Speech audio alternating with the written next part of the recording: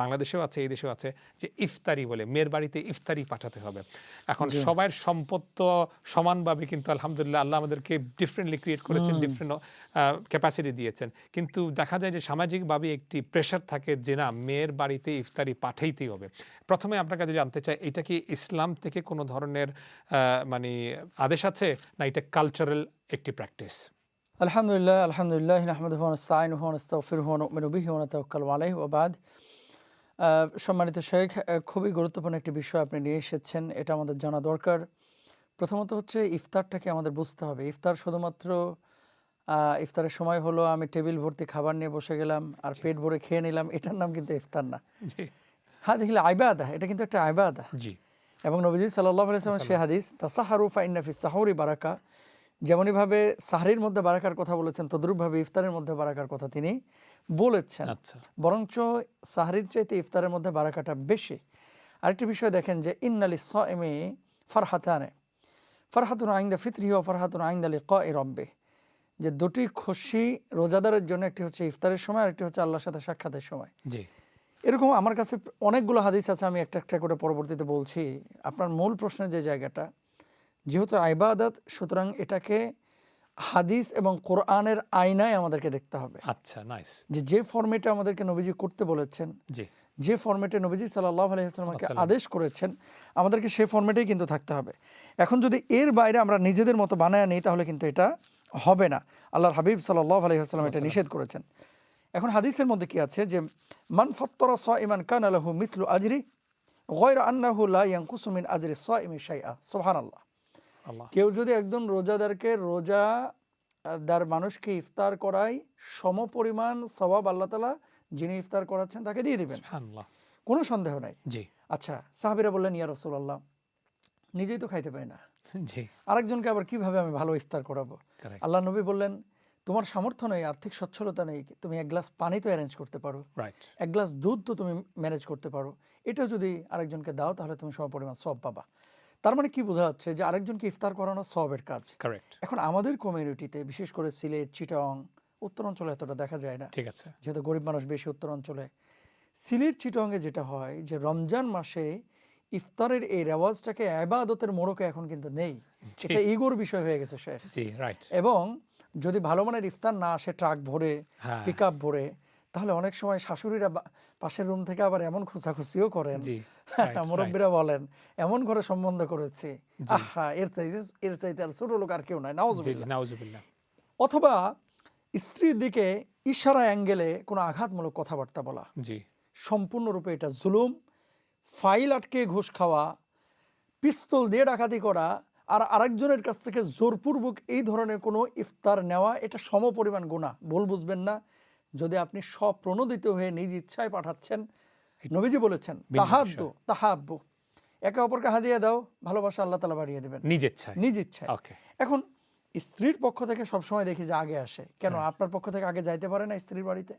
Correct correct. Sheikh, আরেকটা বিষয় দেখেন, 99% বললে ভুল হবে না, জি এক্ষেত্রে সবসময় বিবেচিত হয়, আলোচিত হয় হচ্ছে বউয়ের বাড়ির পক্ষ থেকে কি এসেছে, জি। স্ত্রীর বাড়ির পক্ষ থেকে কি এসেছে, এবং পাশের বাড়ি জানারও খুব আগ্রহ থাকে যে কি আসলো। কি আসলো। কিন্তু আমার বাড়ি থেকে স্ত্রীর বাড়িতে কি গেল, এটা আমরা এই কেন দেব? আগ্রহটা নাই কেন? সে কারণটা হচ্ছে যে আমার মেয়েটাকে তোমার কাছে আমি ঠিকাদারি দিছি, এরকম একটা ভাব। নাউজুবিল্লাহ। ভাই, আমাদের এই জিনিসটা চেঞ্জ করা উচিত।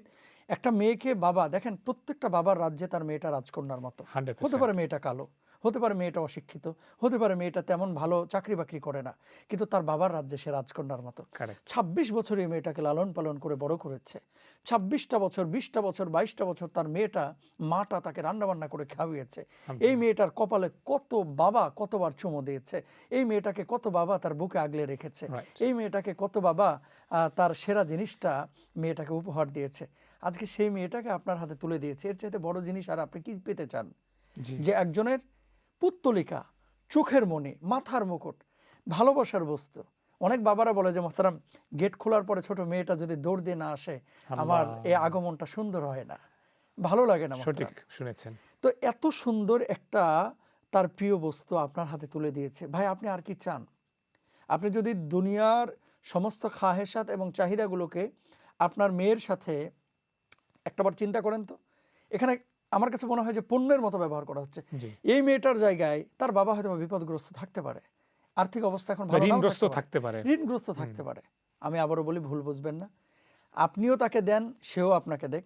মেয়ের বাড়ি থেকে যেমন আসছে, ছেলের বাড়ি থেকেও যাক, এটাকে এবাদত মনে করা যাবে না, এবাদতের এটা কোনো পার্ট না। দেখেন, ইফতার এমনি যদি আপনি সোয়াবের নিয়ত করান, এবাদত আছে, কিন্তু এখানে সোয়াবের চাইতে বেশি ইগোর বিষয় থাকে, জি। লৌকিকতা বা রিয়ার বিষয় থাকে, এবং চিন্তা করে যে আমার মেয়ের উপরে কোনো চাপ আসে কিনা বা কটু কথা আসে কিনা, আচ্ছা, তারপর এই জিনিসগুলো তারপর খেয়াল আরেকটি করতে হবে। অবশ্যই আরেকটি বিষয় দেখা যায়, মেয়ের বাড়ি থেকে আসার পরে দেখা যাচ্ছে শ্বশুর বা শাশুড়ি ফেসবুকে মানে ফটো দিয়েছেন যে যে এত এটা কিছু আসছে আজকে।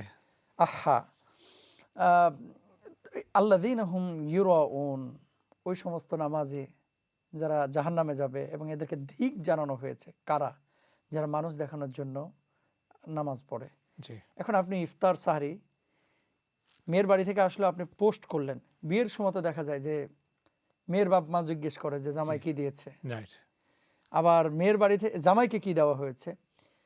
টোটালি একটা ভুল মেসেজ এবং ভুল আমল আমাদের সমাজে প্রচলিত হয়ে গেছে। এখান থেকে আমাদের বের হতে হবে। জি। দেখেন, আমি আবারও বলি, ইফতার সাহারি এগুলো হচ্ছে ইবাদত।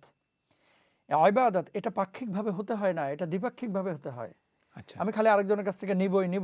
দিব না। হাদিয়া নেওয়া সুন্নত, এই মাসালা আপনি জানেন, দেওয়া সুন্নত এটা আপনি জানেন না, জি। এটা কেন আমরা করি না?